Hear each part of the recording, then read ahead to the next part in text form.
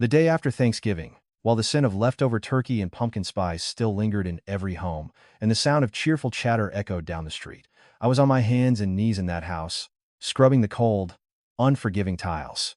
Water from the old rag dripped onto the floor, spreading like the unspoken resentments I had swallowed for years as a daughter-in-law. Just then, the door swung open. My mother-in-law, Eleanor, led a well-dressed woman inside, pointed directly at me, and laughed loudly in front of her guest. "And this is our help." I hadn't even had time to stand up, to offer a single word of explanation, when the other woman's face suddenly went pale. She quickly bowed her head, her trembling voice echoing in the dead silent house. "Miss Evans, what are you doing here?" That question struck like a bolt of lightning on a clear day, stunning everyone and exposing a secret I had painstakingly buried for years just to keep the peace in this family. The day after Thanksgiving. Outside, the early sun cast a golden glow across the quiet suburban cul-de-sac. The sound of children chasing each other, their laughter bright and crisp, filled the air. The faint murmur of a football game drifted from one house to the next, a warm and familiar drone. They say the holidays are when people's hearts are softest, when old grievances are forgiven and kind words come easily. But not every house celebrates Thanksgiving that way. In the modest, three-bedroom ranch house with its aging shingles, I knelt on the linoleum floor, a frayed cloth in my hand, scrubbing a stubborn scuff mark near the leg of the dining table. The floor was cold. Its chill seeped through my thin sweatpants, into my knees, and crept up my spine. I kept my head bowed low, my hair falling to hide half my face, trying to finish before the guests arrived.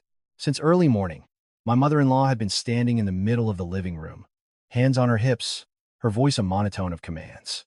"Scrub it properly. I have an important guest coming today. If the house is a mess, people will talk." I just murmured, "Yes, Eleanor." I was used to it. After 3 years of marriage, I knew that arguing or explaining would only make things worse. After finishing the floor, I stood up, wiping my hands on my pants before heading to the kitchen to wash the few remaining dishes from last night. The smell of reheated turkey mingled with the chemical scent of dish soap in the cramped space, making me feel suddenly suffocated.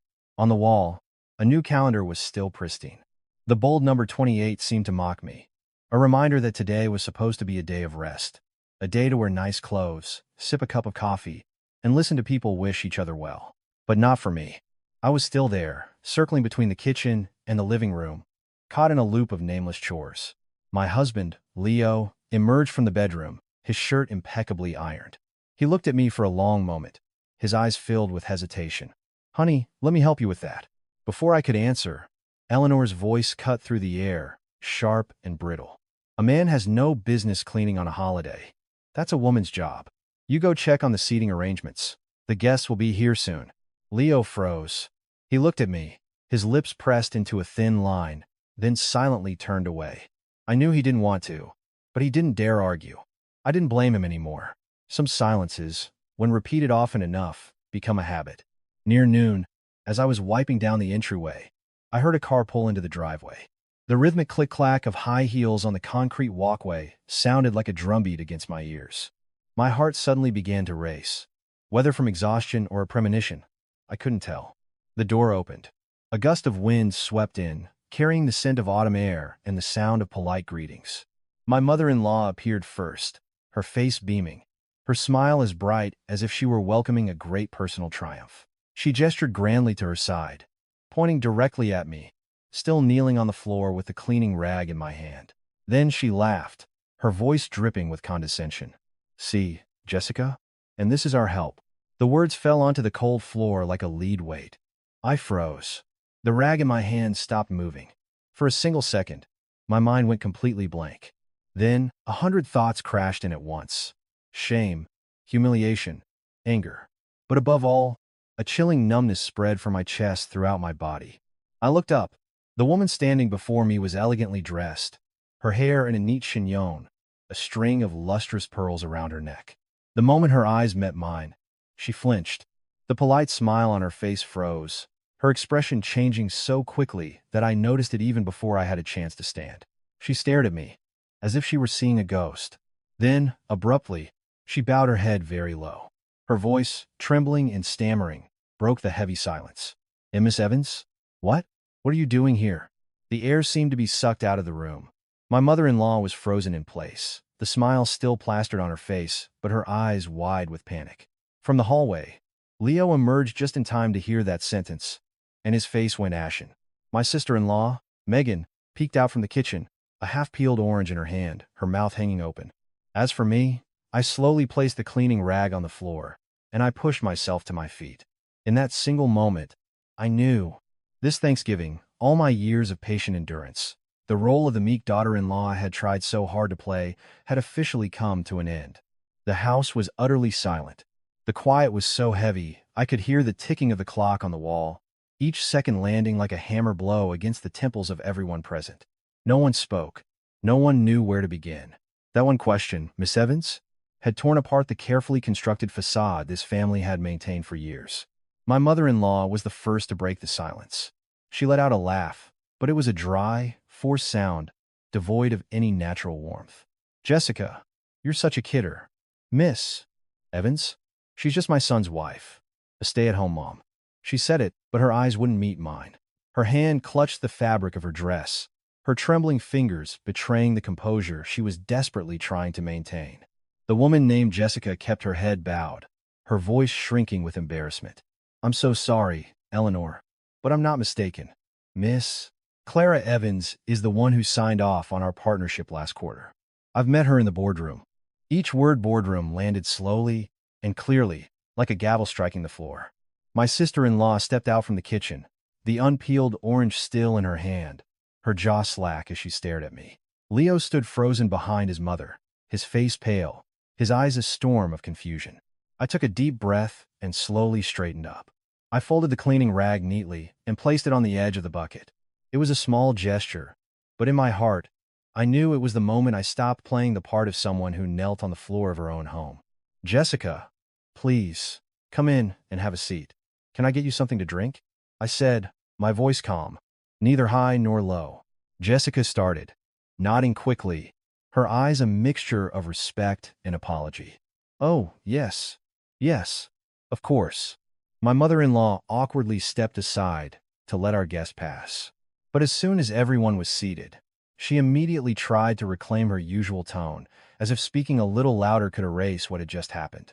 Clara, why didn't you say something sooner? You're a director, and you hid it from your own family, letting me be misunderstood like this. You've ruined the holiday. I turned to look at her. My eyes held no blame, only a deep, bone-weary exhaustion. I didn't hide it, Eleanor. I just didn't brag about it. She stiffened. Not brag? You think being a director is something trivial? By not telling us, you've disrespected this entire family. Leo took a step forward, his voice trembling. Clara? You're really a director? I looked at my husband. The man staring at me now wasn't the familiar person I slept next to every night. He was a stranger, seeing for the first time that his wife had a world of her own, a world that was bigger and higher, and that he had been standing outside of for 3 years. Yes, I answered simply. I am. But I'm still your wife, and I'm still the daughter-in-law of this house. My sister-in-law couldn't hold back. Oh my God. And Mom told us every day that you were just mooching off Leo. Before she could finish, my mother-in-law spun around and hissed. You're a child? What do you know? Then she turned back to me, her voice lower but laced with scrutiny. So, if you're a director, you must make a lot of money, right? How come I've never seen you contribute anything to this family? I managed a faint smile, a smile so light it barely touched my lips but seemed to cut her to the core. Did you ever ask me what I needed, Eleanor? Or were you only ever interested in what I could give? The question left her speechless. The tension in the room thickened once again. My father-in-law, Richard, who had been sitting silently by the fireplace, finally spoke, his voice slow and deliberate. That's enough. It's Thanksgiving. Let's not make things worse. Whatever Clara does, she's still part of this family. I nodded respectfully. I've never forgotten that, Dad. But I also never thought I'd be called to help in front of a guest. My words hung in the air, soft but heavy enough that no one could refute them. My mother-in-law pressed her lips together, a flicker of annoyance in her eyes. She didn't apologize. She just let out a sharp sigh, as if she were the one who had been wronged. Fine, what's done is done. A director daughter-in-law should set an even better example. You need to act the part. I looked at her, and a painful but clear realization washed over me. In her eyes, I had never been a true daughter-in-law. Before, I was the help. Now, I had just been promoted to the useful director. And I knew one thing for sure. This Thanksgiving was only the beginning. Because, when a secret is revealed, the next thing people will test is your boundaries. That afternoon, sunlight slanted through the wooden window frames, casting long stripes of light on the freshly cleaned floor. A platter of cheese and crackers sat on the coffee table, surrounded by leftover pies and cookies, but no one had the appetite. The atmosphere remained heavy, as if someone had just placed an enormous, unmovable truth on the table, and nobody knew whether to pick it up or walk around it. Jessica sat stiffly on the couch, her hands folded neatly in her lap. She maintained the perfect posture of a guest, but her eyes kept darting towards me, a mix of apology and caution, as if she feared saying another word would only make things worse. My mother-in-law was different. After a few minutes of silence, she began to regain her usual demeanor, the demeanor of someone who firmly believed she was the center of this family. "Clara," she began, clearing her throat, "it's good that you're a director. I'm happy for you. But you're married into this family, so you need to be more considerate. Having a guest walk in and see you scrubbing the floor, they'll think we don't know how to treat our daughter-in-law." I felt a lump form in my throat. It turned out that, in her mind, the problem wasn't that she had called me the help, it was how her family looked in front of outsiders. "So, what should I have done, Eleanor?" I asked slowly. She answered immediately, without a second's thought. "When we have guests, you should change into nice clothes and sit and entertain them. Housework can wait. You're a director. But when people see you like that, it's embarrassing for me." I let out a small, bitter laugh. "Are you embarrassed because I was cleaning the floor, or because you called me the help?" The question made her freeze. She opened her mouth to speak, then closed it. Instead, she turned to Jessica with a placating smile. "Jessica, please understand. She's the only woman in the house, so all the chores fall on her. But now that she's so successful, I suppose I'll have to let her rest a bit more after the holidays." Let her rest a bit more? The words chilled me. Even now, with my identity revealed, I was still someone who was either permitted or not permitted to do things. Leo had been standing next to me, silent until now. I could feel his tension, his fists clenched at his sides. He looked from his mother to me, and finally spoke, his voice quiet but clear. "Mom, please don't talk like that. Clara is my wife, not a maid." Eleanor whirled on him, her eyes flashing. "Where was I wrong? She married into this house, so she has to take care of it. Or now that she's a big-shot director, she looks down on this family?" I placed a hand gently on Leo's arm, signaling for him to stay calm. Then I looked my mother-in-law straight in the eye, my voice even, but every word carrying weight. "I have never looked down on this family, but I will not accept being belittled just to make someone else feel comfortable." My father-in-law sighed, rubbing his forehead. "You're taking this too far, Eleanor. What Clara said isn't wrong." Eleanor glared at him, clearly unaccustomed to being contradicted in front of others. "What do you know? You always take her side." That comment made me pause. I suddenly realized it wasn't just me. My father-in-law had also been living under her thumb for a very long time. Just then, my phone buzzed. A text message from my assistant appeared on the screen. "Ma'am, HR reported that someone claiming to be your relative called to inquire about a job opening. I've recorded the call." I closed my eyes for a second. I didn't even need to ask to know who it was. I looked up at my mother-in-law. "Did you call my company, Eleanor?" She flinched, her eyes darting away for a brief moment before she snapped. "I just called to ask. What's the big deal? It's your company. So helping out family a little isn't too much to ask, is it?" The room fell silent again. I slowly stood up. There was no anger, no shouting, but my posture alone was enough to command everyone's attention. "Eleanor, I didn't become a director for the family to brag about, and certainly not to use my position as leverage for respect." I paused for a beat. "When I wasn't a director, you called me the help. Now that I am a director, you want to use me as a tool. Neither of those things is respect." Leo turned to me, his eyes red-rimmed. "Clara, I'm so sorry. I've let you put up with this for far too long." Hearing this, my mother-in-law erupted.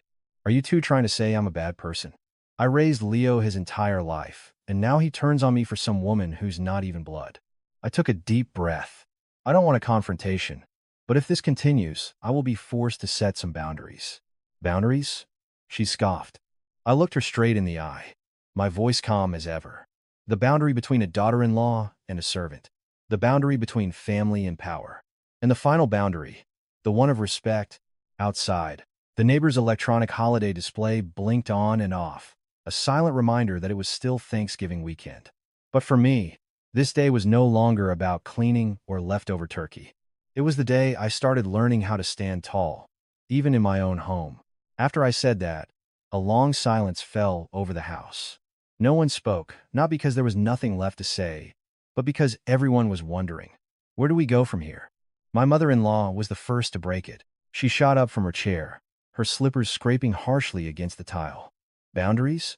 What boundaries? It's a holiday, and you're talking like you're filing a lawsuit in your own home. Her voice rose with each word, each one a missile aimed at me. You came into this house. You followed this house's rules. Before, you had nothing. I gave you a roof over your head, food to eat. Now you have a little status, and you think you can lecture your mother-in-law? I stood my ground. For the first time in years, I wasn't afraid of those words. I only saw with stark clarity that, in her eyes, my years of patience had never been seen as respect, but as a given. Leo stepped forward, positioning himself between me and his mother. Mom, that's unfair. She turned on her son, her eyes a mixture of fury and betrayal. Unfair? I gave birth to you. I raised you. And now you side with your wife to call me unfair? Leo choked on his words. He looked at me, then back at his mother, his voice trembling. I just want our family to be at peace. A small, sad laugh escaped my lips. Peace isn't the same as silent suffering, Leo. His head dropped. I knew he understood, but understanding wasn't the same as having the courage to face it. My father-in-law, Richard, slowly stood up. He leaned on the table, his voice low and tired. Sit down, Eleanor. The way you're talking, in front of everyone. Aren't you ashamed? Eleanor spun on him. What do you know? You always let her walk all over me. I looked at my father-in-law. In his eyes, I saw a familiar helplessness, the helplessness of a man who had long ago lost his voice in his own family. Our guest, Jessica, stood up, visibly uncomfortable. I think, perhaps I should go. I didn't mean to cause any trouble. I walked over to her. It's not your fault, Jessica. This conversation was long overdue. Jessica looked at me with a mixture of pity and admiration. I just don't understand how you put up with it for so long. I smiled faintly, because I used to think that if I endured a little, the house would be peaceful. Jessica nodded, as if she understood that sentiment all too well. After she left, the atmosphere in the house grew even heavier. Without a guest to maintain appearances for, everything was laid bare. My mother-in-law crossed her arms, her voice turning icy. All right, the guest is gone. Now tell me, what are you planning to do? I met her gaze without flinching. I'm not planning anything drastic. I just want, from this day forward, for you to not call me the help, to not belittle me in front of others, and to not interfere with my work. She let out a derisive snort. And if I don't agree? I paused for a second before speaking slowly, enunciating every word. Then I will move out. The words detonated in the living room like a small bomb. Leo whipped his head towards me. Clara? What are you saying? I looked at him, my gaze holding no anger, no blame, only a profound exhaustion. I'm not leaving you, Leo. But I can't continue to live in a house where my worth is measured by how low I can bow. Eleanor's eyes widened. Are you threatening me? No. I shook my head. I'm simply stating my choice. My father-in-law sank into a chair, sighing heavily. To think it's come to this. On a holiday. I spoke softly. It's precisely because it's a new holiday season that I don't want to carry the humiliations of the old one into a new year. Leo stood in silence for a long moment. Then, he walked over and stood beside me. He didn't say anything, but he was there. For the first time, he didn't step aside. My mother-in-law watched this, her expression shifting rapidly. She said nothing more, only turned and stormed into her bedroom, slamming the door behind her. The sound echoed in my chest, but strangely, it didn't hurt like it used to. Outside, the Thanksgiving sun was still golden, and I knew that this holiday, though far from peaceful, was the first day I had truly stood up straight in my own life. The bedroom door slammed shut, leaving behind a silence so thick it was hard to breathe. The sound wasn't loud, but it reverberated in my mind, a definitive end to the fragile peace I had fought to maintain for years. Leo remained by my side. He didn't speak, but the hand he placed on my shoulder was trembling slightly.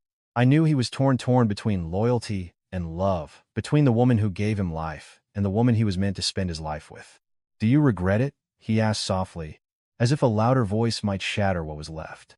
I shook my head. "No. I only regret being silent for so long." My father-in-law sat motionless in his chair, his hands clasped. He looked at me for a long time, his old eyes deep and tired. "Clara, if she says things, don't take it to heart. That's just how she is." I turned to him, my voice gentle but clear. "It's because that's just how she is that things got this way, Dad." He sighed, not arguing. That sigh felt like a long overdue admission. I was about to go to the kitchen for a glass of water when Eleanor's door creaked open. She emerged, her expression quickly recalibrated from anger to her familiar look of wounded victimhood. It was a role change I knew all too well. "Fine," she said, her voice low. "It's a holiday. I don't want to make a scene. But Clara, you have to try and see things from my perspective. I'm an old woman, set in my ways. You're young, educated, successful. Sometimes I speak without thinking." I stood still, without turning around. "If it was for the good of this family, you wouldn't have called me the help in front of a guest." She faltered for a second, then quickly recovered. "It was a slip of the tongue. Why are you making such a big deal out of one little comment? A woman should know how to let things go for the sake of peace and quiet." I turned to face her. "You call it one little comment. For me, it was 3 years." The air grew tense again. My sister-in-law, Megan, who had been quiet, finally spoke up, her tone a mix of curiosity and caution. "So, if you're really a director, you must be super busy. Does that mean you won't be doing housework anymore?" The question, though seemingly innocent, was a needle pricking a sore spot. I looked at her and answered slowly, "Whether I do housework or not doesn't depend on my job title. It depends on whether or not I'm respected." Megan fell silent. Eleanor immediately jumped in. "See, she's already getting a big head. What kind of director talks to her elders like that?" Leo couldn't hold back any longer. "Mom, Clara wasn't being rude at all. You're the one who—" "Quiet," she snapped. "I'm not finished talking, so you don't get to speak." Leo froze. I saw his shoulders slump, like a child who had been silenced his entire life. In that moment, a painful truth hit me. Leo didn't just lack the courage to protect me. He had never been protected himself. I took a step forward, standing firmly in the center of the room. "Eleanor, let me be clear. I'm not here to argue about who's right or wrong anymore. I'm just setting the rules." She crossed her arms, a smirk on her face. "What rules?" "First," I said slowly, "I will not accept being called a freeloader or any other name that demeans me. Second, you will not use the title of director's mother-in-law to interfere with my professional life. And third," I paused, "if those rules are not respected, I will move out." This time, no one laughed. My mother-in-law stared at me, her eyes flickering between anger and calculation. "Are you using moving out to threaten me?" "It's not a threat," I replied. "It's my final boundary." My father-in-law shot up from his chair. "That's enough. This house is not a marketplace. Eleanor, take a look at yourself. Think about how Clara has lived for the past 3 years." Eleanor turned on him, her eyes red. "So you're on her side too. I guess that makes me the villain, right?" No one answered. But the silence was an answer in itself. She looked from one person to the next, then let out a cold laugh. "Fine. Let's see how long you all last without me." With that, she turned and walked towards the back of the house. Leo stood there, stunned. "Clara," Mom said. I looked at him, and, for the first time, spoke my truth plainly. "I'm not afraid of leaving, Leo. I'm only afraid of continuing to live with my head bowed down." Outside, a neighbor's radio played a cheerful holiday song. But inside my heart, another door had just closed the door of unconditional endurance. And I knew that from this point forward, the story was no longer about who was right or wrong. It was about who was brave enough to change. The rest of the day after Thanksgiving passed in a heavy haze. No one mentioned lunch. The festive leftovers sat on the counter, untouched and growing cold.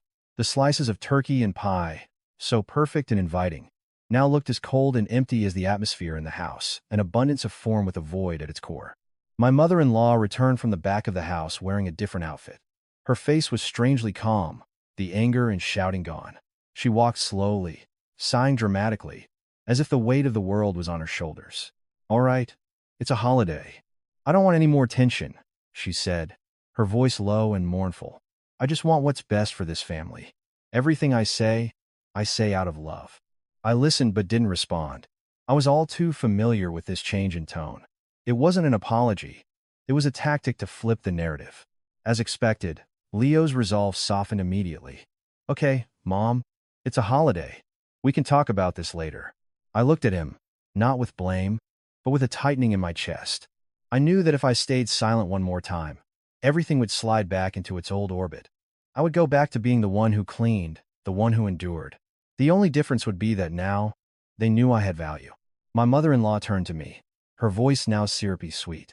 Clara, dear, I know you're upset, but you have to put yourself in my shoes. I'm older. I'm used to the old ways. You're young, successful. Sometimes my mouth runs ahead of my thoughts. I gave a slight nod. I understand you're used to the old ways, Eleanor. But the old ways don't give anyone the right to disrespect another person. Her brow furrowed for a second before she quickly changed the subject. Well, let's just forget about the help comment. It was just words, don't hold a grudge. We don't want the neighbors to gossip. I looked her straight in the eye.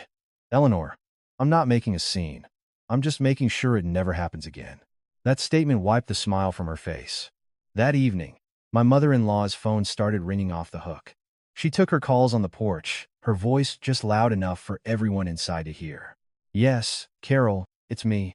No, nothing's wrong. It's just that my daughter-in-law is so successful now. I said a few words to her, and she got all sensitive.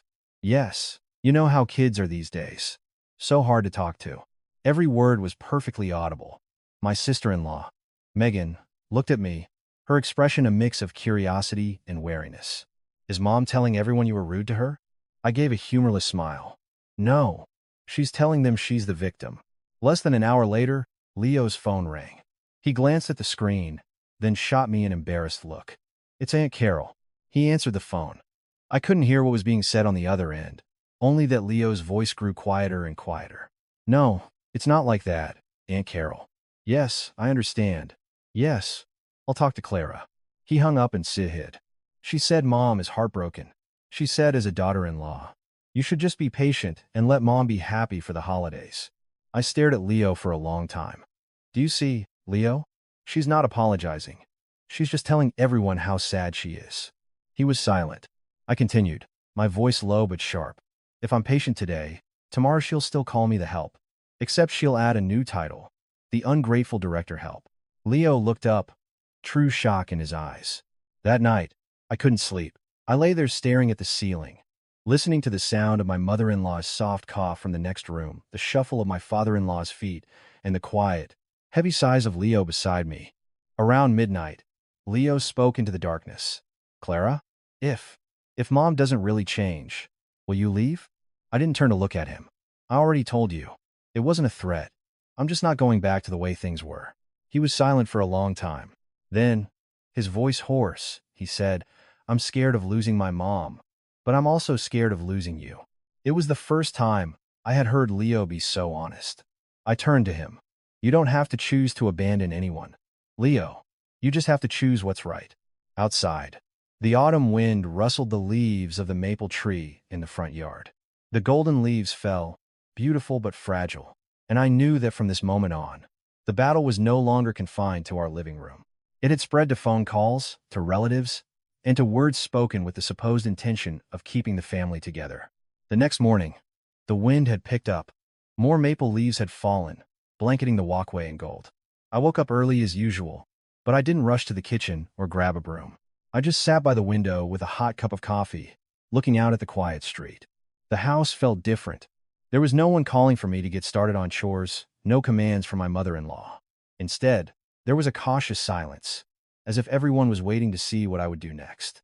Leo woke up and stood in the doorway, watching me for a moment. You're not doing anything? I turned and gave him a faint smile. It's Saturday. I'm resting. He nodded, but his eyes were still filled with anxiety. I understood. For him, my change wasn't a relief. It was a sign that the world he knew had been knocked off its axis. Breakfast was silent. My mother-in-law sat at the head of the table, eating slowly, sighing periodically. My father-in-law finished his meal and went outside to water the plants.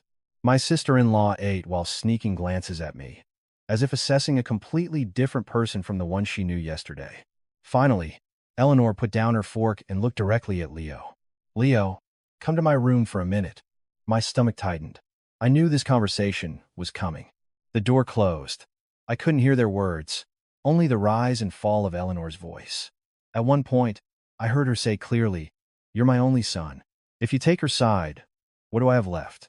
That sentence was like an invisible rope, tightening around both Leo and me.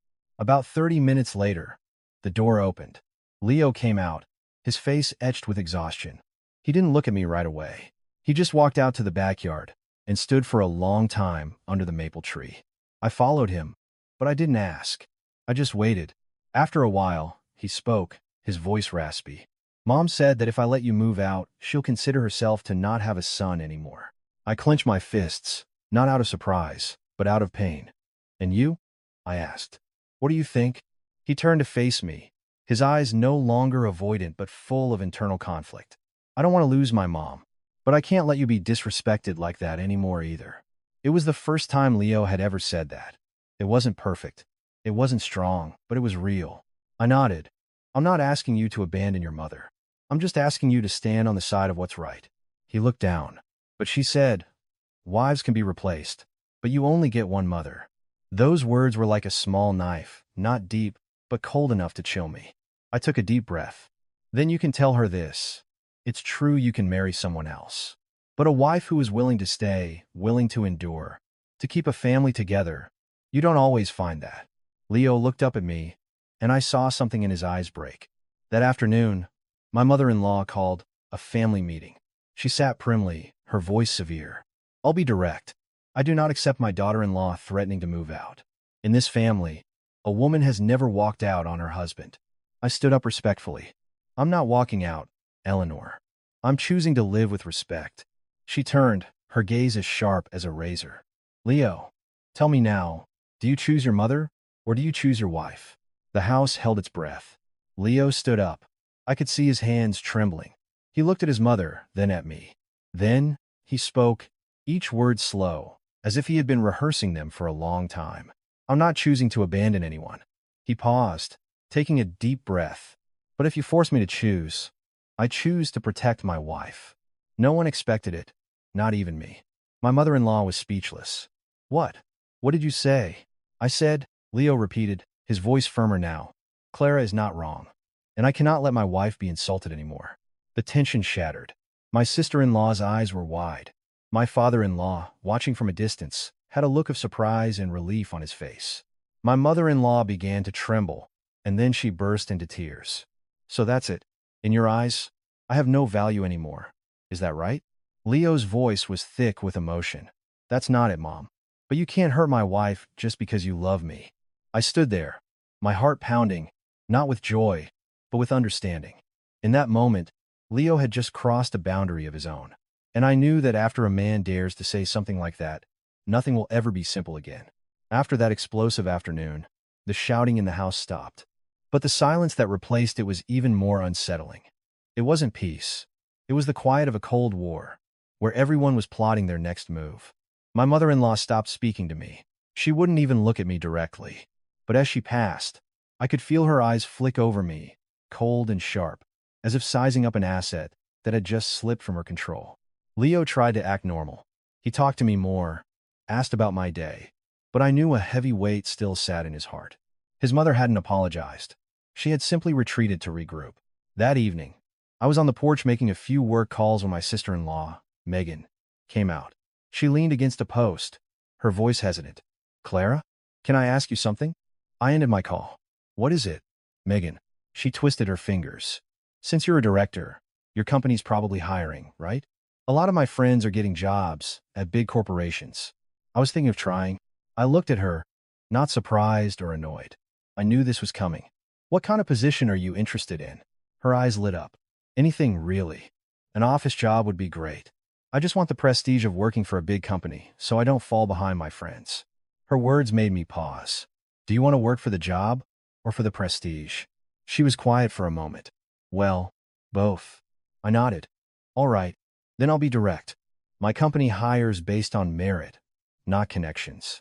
You're welcome to submit your application, like everyone else. If you pass the interviews, you move on to the next round. The smile vanished from her face. So you're not going to help me at all? We're family. I looked her straight in the eye. It's precisely because we're family that I can't break the rules. Megan bit her lip and turned to leave, but I clearly heard her mutter, either to me or to herself, "Wow. Being a director really changes a person." That night at dinner, my mother-in-law suddenly spoke up, her voice light but loud enough for all to hear. "Megan, dear, you're a grown woman now. It's time to find a proper job. Not everyone is fortunate enough to become a director and forget about their family." I put down my chopsticks. Leo turned to his mother. "Mom, what's that supposed to mean?" She gave a faint, bitter smile. "I'm just speaking the truth. Some people get rich and look down on the poor. They get power and forget where they came from." No one said anything else, but I knew the story was already being rewritten with a new narrative. 2 days later, when I was back at the office, my assistant knocked on my door, a strange look on her face. "Miss Evans, I need to tell you something." "What is it?" "HR just told me that several candidates have withdrawn their applications. They said there are rumors that our company favors the director's family in hiring, so they don't want to apply." I clenched my hand into a fist. "Where did the rumor come from?" I asked. My assistant hesitated. "Someone claiming to be an acquaintance of your family has been talking." I didn't need to ask who. That afternoon, my phone rang. It was my mother-in-law. I answered. "Clara?" Her voice sounded sad. "I heard people are spreading nasty rumors about your company. I was so worried about your reputation that I just said a few things to clear the air." I closed my eyes and took a deep breath. "Did you clear the air, Eleanor?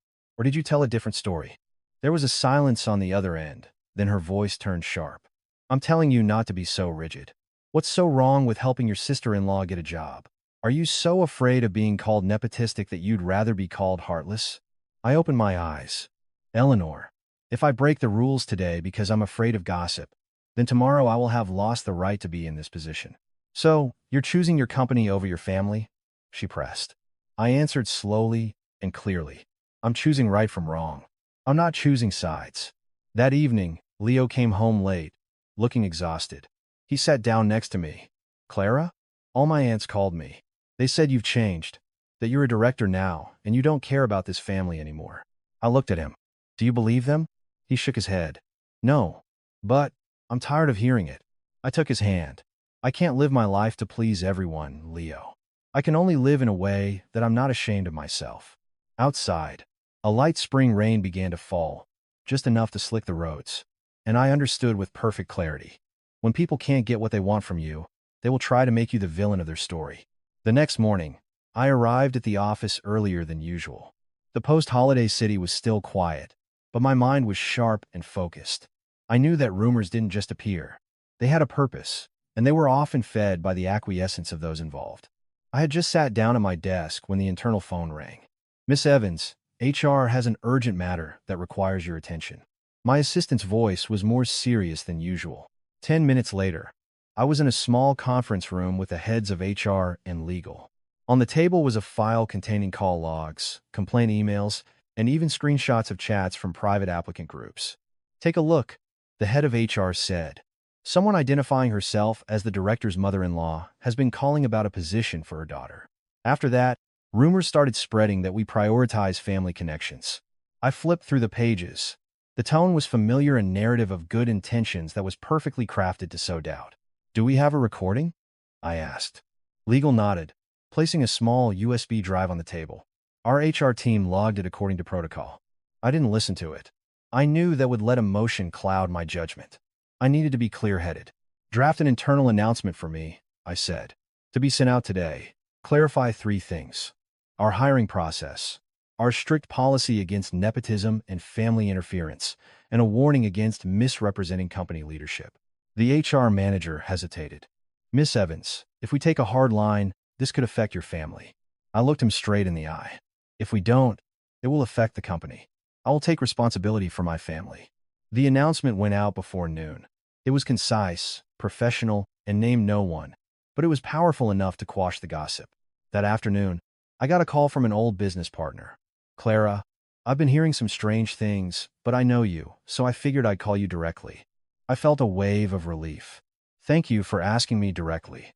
Of course, he said. People in our position aren't afraid of making mistakes. We're afraid of ambiguity. His words confirmed I was on the right path. But at home, it was a different story. I had just walked in the door when I was met with an atmosphere heavier than ever. My mother-in-law was sitting in the living room, her face a cold mask. Her phone was on the table, its screen still lit. "You're very clever," she said without preamble. "You sent out a company-wide announcement, making me look like a saboteur." I set my bag down calmly. The announcement followed regulations. It didn't mention anyone by name. But everyone knows it was about me. She slammed her hand on the table. "You wanted to publicly humiliate me." Leo came out of the bedroom, positioning himself between us. "Mom, Clara's company had to clarify things. It's not." "Be quiet," she snapped at him. "You're still defending her at a time like this." I looked at her, my voice low. "Eleanor, I am not humiliating you, but I will not cover up wrongdoing for anyone, not even family." She gave a bitter laugh. "So, from now on, your company is more important than your mother's dignity." I replied without hesitation. Dignity doesn't come from others staying silent about what's wrong. That was the last straw. "Fine." She shot up from her chair. "If you're going to be so cold-hearted, then I'll be direct too. From this day on, I don't need a director for a daughter-in-law." No one spoke. My father-in-law stood in the corner, a deep sadness in his eyes. My sister-in-law looked down, avoiding my gaze. Leo squeezed my hand, and I knew he was afraid. I looked around this house, this place where I had scrubbed every tile, swallowed every insult, and tried so hard to please everyone. Then I spoke, my voice soft but clear. "I never wanted to choose between my company and my family. But if my family demands that I sacrifice what is right, then I'm afraid I can't do that." Outside, the streetlights flickered on. The city was coming alive with light, and inside me, something was becoming clear as day. I barely slept that night. A single question replayed in my mind. What was truly most important to my mother-in-law? Family or face? Love or control? The next morning, I came out of my room to find her already sitting in the living room. She was wearing a dark dress, her hair neatly combed, her posture rigid, like a judge waiting to pass sentence. On the table in front of her was a stack of papers and a thick, red envelope. "Clara," she said, her voice cold. "Sit down. We're going to get this sorted out once and for all." Leo whispered from behind me. "Stay calm." I nodded and took a seat opposite her. "These past few days," she began, "you have made me lose face with our relatives, with my friends, with the whole world. People are calling me, asking, 'Eleanor, your daughter-in-law is a director. Why does she treat you like that? Do you have any idea how ashamed I am?'" I met her gaze. "I haven't told anyone about our family's problems. But you sent that announcement at your company." She raised her voice. "You let everyone know I called to ask for a job for Megan. Isn't it the same as shaming me?" I let out a breath. "Eleanor, if there had been no phone call, there would have been no announcement." She stiffened for a second, then slammed her hand on the table. "Don't argue with me. It's gone too far, and I don't want to drag this out." She pushed the red envelope towards me. "This is my savings. Take it. Consider it a gift from me. But in return, from now on, you will act like a proper daughter-in-law. I don't need you to get Megan a job anymore, but you will give this family a regular allowance, so people know you're not ungrateful." Leo gasped. "Mom, what are you saying?" I didn't look at the envelope. "You're trying to buy my silence, Eleanor." Her eyes blazed. "Buy? This isn't a transaction. This is about filial duty. You're a director. You make so much money. You can't expect your in-laws to live on their pensions, can you?" I glanced at my father-in-law. He was looking down, silent. His silence hurt more than her shouting. "I have never shirked my responsibilities," I said. "I've contributed to household expenses, to repairs, to holiday gifts. But I will not accept money being used as a yardstick to measure my worth." My mother-in-law scoffed. "So you refuse?" "I refuse to be coerced," I answered. "And I refuse to be used as a tool to save someone else's face." She shot up from her chair, pointing a finger at me. "Fine. Then I'll say it plainly. If you're a director, if you have money, then you will fulfill your duty. You will send a fixed amount of money home every month. If you won't do that, then get out. Don't tarnish this family's name any longer." A dead silence fell over the house. Leo turned to his mother, his voice cracking. "Mom, are you really talking to my wife about money like this?" "If not money, then what?" she snarled. "In this day and age, love and respect are all measured in cash." I stood up, not shouting, not trembling. Eleanor, let me say one last thing on this matter. I am happy to support you and Dad, as long as it comes from a place of mutual respect and goodwill. But I will not pay a fee to be considered a proper daughter-in-law. I turned to Leo. I'm not forcing you to choose, but I will not stay if my value is contained in that envelope. Leo looked at me for a long time. Then he turned to his mother, his voice firm, no longer avoiding the conflict. Mom, if you keep this up, we will move out. My father-in-law looked up, and for the first time, spoke with conviction. Stop it, Eleanor. You are pushing your own son away. My mother-in-law froze. She looked at each of us, her expression no longer angry, but a chaotic mix of confusion and rage as she realized her familiar power was slipping away. The red envelope sat on the table, a glaring stain.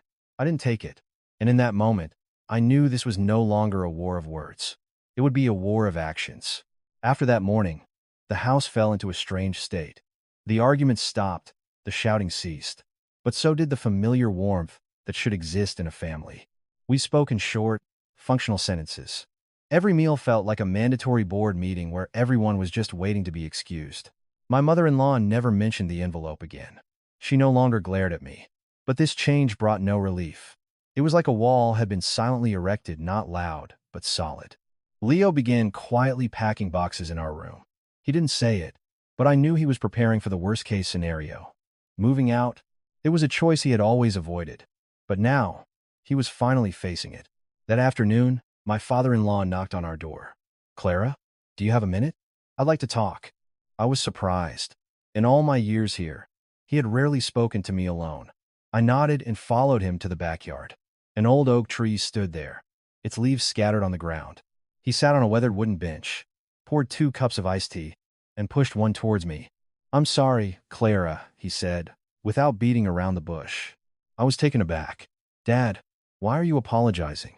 He gave a sad smile. Because I saw everything, and I stayed silent. I thought silence was keeping the peace. It turns out, silence just lets the problems grow. I didn't say anything. I waited. From the day you married into this family, he continued, I knew you were putting up with a lot, not because you were weak, but because you chose to be patient. But not all patience is appreciated. He paused, looking at the old tree. Your mother-in-law, she's been in charge for a long time. She's used to being obeyed, to being feared. When you stopped bowing down, she panicked. I took a deep breath. I don't want to fight her, Dad. I just want to be treated like a person. He nodded. I know. And I'll tell you straight, if you two move out, I won't blame you. In fact, I'd be relieved. I turned to look at him, genuinely shocked. I'd be relieved because Leo needs to grow up, he said. He loves his mother, but he was never taught how to protect his wife. This whole ordeal, it's a lesson I should have taught him long ago. After a moment, he added quietly, Don't think she isn't hurting. But hurting isn't the same as being right. And some people will only stop when there's no one left to give in to them. His words soothed something deep inside me. Not because the problem was solved, but because someone in this family had finally voiced the truth I had held alone for so long. That evening, as I was getting ready to run an errand, my mother-in-law unexpectedly called out to me, Clara. I turned. Yes? She stood in her doorway, not coming any closer. Her voice was low, without its usual sharp edge. Are you going somewhere? Yes, just out for a little while. She was silent for a few seconds, then said, Come home early tomorrow. I need to talk to you and Leo. I looked at her. Her eyes held not a challenge, but a rare hesitation. I nodded. Okay. That night, lying next to Leo, I could tell he was awake. Dad talked to you, didn't he? He asked quietly. Yes. He was silent for a moment. I don't know where this is all going, but I'm not backing down this time. I turned and took his hand. I don't need you to be stronger than anyone, Leo. I just need you to stand with me. Outside, the wind whispered over the roof, gentle but persistent, strong enough to move things that had been still for far too long. And I understood the hardest part wasn't setting the boundary. It was waiting to see if others would respect it. The next morning, I came home early, not out of anxiety, but out of a desire to face whatever came next. Some conversations, if avoided, only fester and warp into something unrecognizable. The living room was unusually tidy. The coffee table was clean, and a kettle of water was already steaming. My mother-in-law was sitting there, her back straight, her hands in her lap. She wasn't looking at the door or at the floor, but straight ahead, like someone who had mentally prepared for a serious discussion. Leo sat beside me. I could feel the tension in his hand resting on his knee. My father-in-law sat slightly behind them, his usual observer's post. But today, he wasn't looking away. "Sit down," my mother-in-law said, her voice neither sharp nor soft. "Let's get this clear, so we don't have to talk about it again." I pulled up a chair, sitting tall. "I'm listening." She took a very deep breath. "I've done a lot of thinking. Maybe my words have been harsh, but I am not used to being defied by my own children." I let her speak. "But I also don't want to lose my son," she continued, her voice dropping. "So, I'll be direct. The company business, I won't interfere anymore. The phone calls for jobs that stops." Leo looked at his mother, surprised. "Are you serious, Mom?" She nodded, meeting his gaze. "I am. But, in return, I have conditions of my own." I knew any truce with her would come with conditions. "Please, go on," I said. "In this house, you are still the daughter-in-law. Housework, holidays, family obligations, you will not neglect them. I will not have you get a big title and look down on your family." I nodded slowly. "I have never looked down on this family. But let me be clear one more time, so there are no misunderstandings." I looked her straight in the eye. "I am willing to fulfill my duties when respect is a two-way street. I do housework because this is my family, not because my position is lower. I support you out of love, not forced obligation." The air in the room grew heavy. My mother-in-law's knuckles whitened as she gripped the arm of her chair.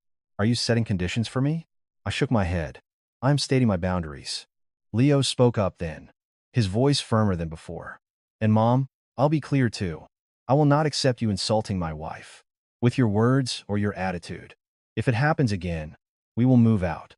The statement was definitive. No threats, no ambiguity. My mother-in-law stared at Leo for a long time. So long I thought she would explode. But she didn't. She just let out a long, weary sigh. "Fine," she said. "I agree. But I'm warning you, I won't change overnight." I replied immediately. "I don't need you to change overnight. I just need you to stop when you know you've crossed a line." My father-in-law finally spoke. "That's good enough. This family needs peace, not a winner." No one said anything more. But for the first time in days, I felt something fragile emerge in the room. Clarity. That night, in our bedroom, Leo looked at me for a long time. "Are you scared?" I shook my head. "No. I was only scared that if we backed down today, we'd have to back down for the rest of our lives." He took my hand. "I know it won't be easy from now on, but I'm here." Outside, the traffic noise faded as the city settled down for the night. And in this house, for the first time, relationships were no longer based on silence and endurance, but on boundaries spoken aloud. I knew the hardest part had just begun, upholding them every single day. In the days that followed, things on the surface seemed calmer. My mother-in-law didn't mention my work, didn't make sly phone calls, and stopped her passive-aggressive jabs. The house was quieter, as if everyone were walking on eggshells. But I knew this quiet wasn't acceptance. It was observation. She was waiting to see if I would revert to my old self. One morning, I woke up later than usual after working late. When I walked into the living room, Eleanor was already there, a bowl of unprepped vegetables in front of her. Her eyes swept over me, and she let out a tiny sigh. "You're so busy these days," she said, her tone neutral. "The house is getting a little neglected." I paused. There it was.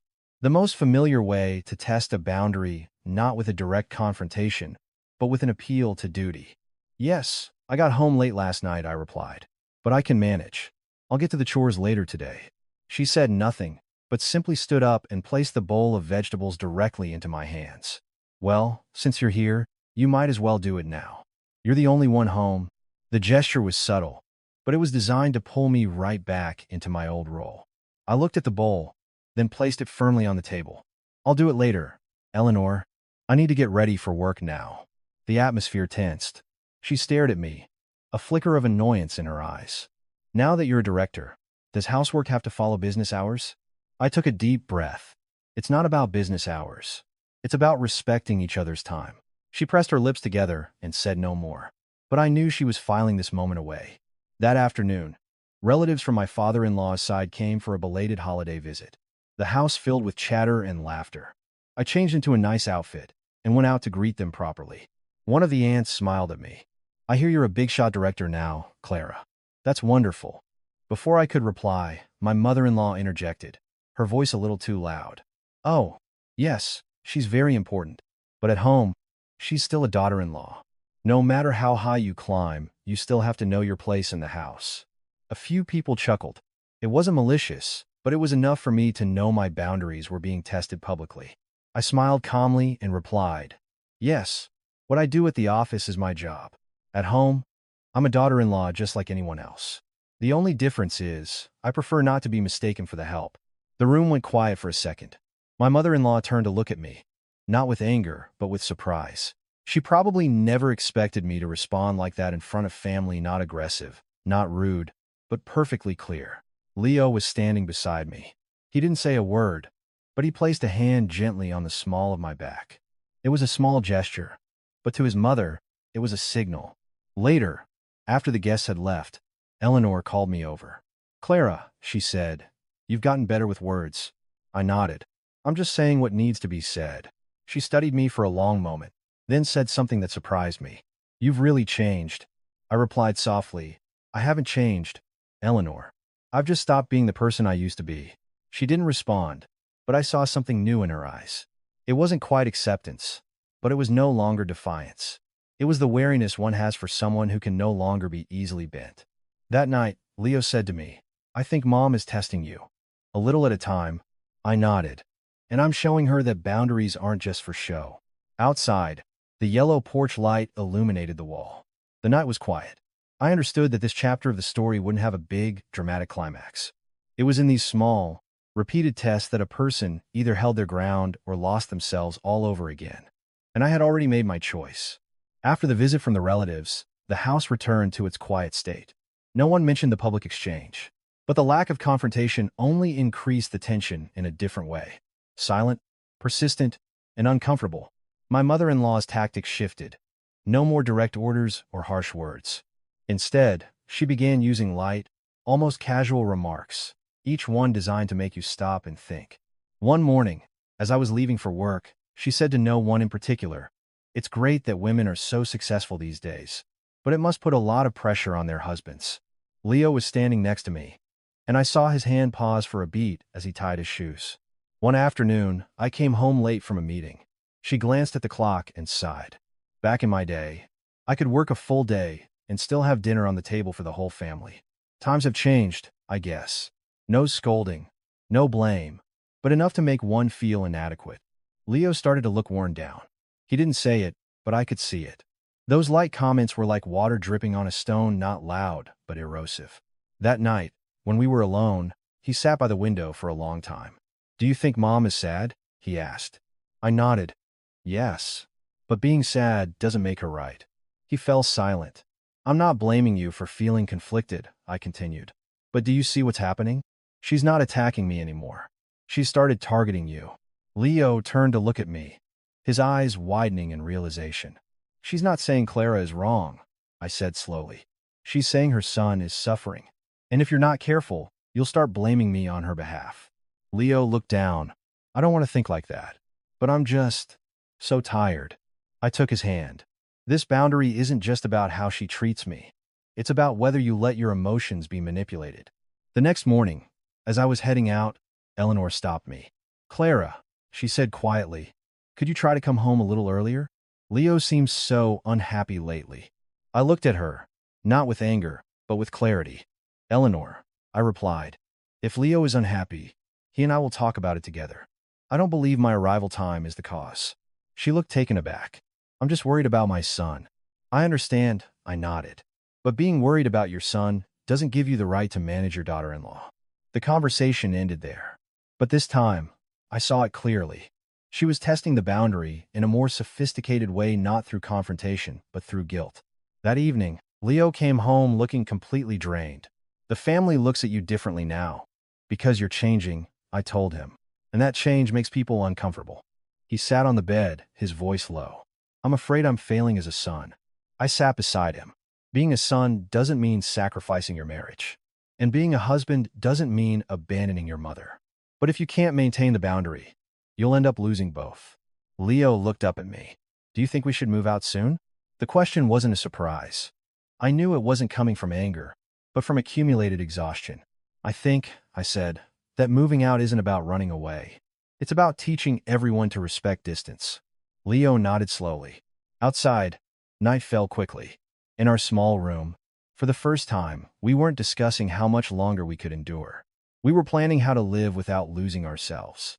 And I understood that a true boundary isn't broken by a shout. It's eroded by a whisper, if you're not awake enough to hear it. We moved out on a perfectly ordinary morning. There were no arguments, no tears, no attempts to stop us. My mother-in-law just stood at the door and watched us carry our suitcases across the lawn.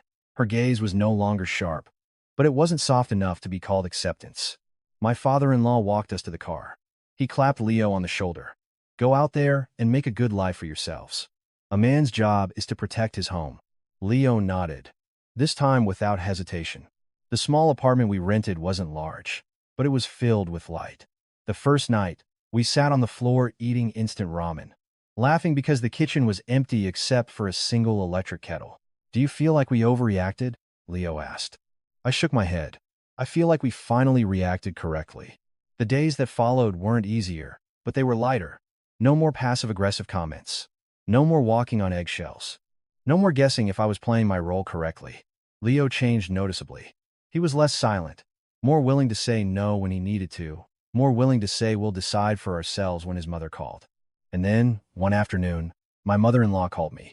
Clara, would you and Leo like to come over for dinner this weekend? No guilt, no conditions. Just an invitation. We went. The dinner wasn't warm and fuzzy, but it was peaceful. Eleanor didn't issue commands or test boundaries. She just asked a few polite questions and then fell silent. Before we left, she said very quietly, it must be more peaceful for you now, being out on your own. I looked at her and answered honestly, yes, it is. And I hope it is for you, too. She said nothing more. But as she turned to go back inside, I saw her shoulders slump, not with anger, but with the exhaustion of a long-fought battle. On the way home, Leo took my hand. I get it now, he said. Some relationships can only be saved by distance. I nodded. My story doesn't end with a perfect apology. There was no tearful reconciliation. There was only the gradual acceptance that everyone has their limits, and that love cannot be built on one-sided sacrifice. That Thanksgiving, I was called to help, but it was because of that day that I learned to stand in my rightful place no lower and no higher than anyone else. And if there is one thing I want to say to anyone who sees themselves in this story, it is this: you don't have to win against anyone else. You just have to refuse to lose against yourself. The story ends here, but a new life has just begun. Lessons. Learn from the story. This story concludes not with a loud victory, but with a quiet awakening. First lesson: patience is not always a virtue. When your silence enables others to disrespect you, it is no longer a sacrifice. It is self-harm. Second lesson: a family is only a true home when respect is mutual. No one has the right to use their title mother-in-law, elder, or tradition to trample on someone else's dignity. Third lesson: being a daughter-in-law, a wife, or a child does not mean you have to lose yourself. You can be kind without being a doormat. You can compromise without erasing your own needs. Final and most important lesson: sometimes stepping away is not abandoning your family. It is the only way to save the relationship in a healthy way. The right amount of distance can rescue a relationship that is suffocating. If you have ever seen a part of yourself in this story, if you have ever been the one to stay silent for the sake of peace while your heart was breaking, please share this story. Leave a comment with your thoughts. You never know whose life you might change by giving them the courage to find their own voice.